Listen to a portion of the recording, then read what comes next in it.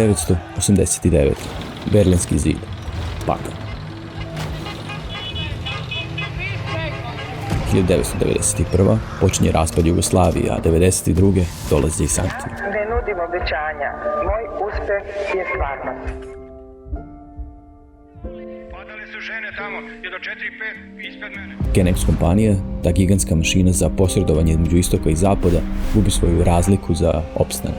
Genex je živeo od posredništva.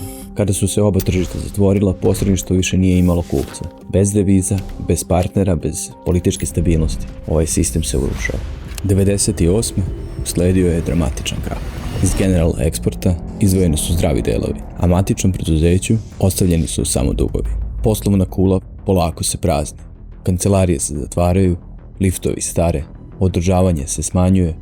2015. zbog neisplaćenih dugova zgradi se isključuje struja i telefoni. Bankrot je proglašen 2017. godine.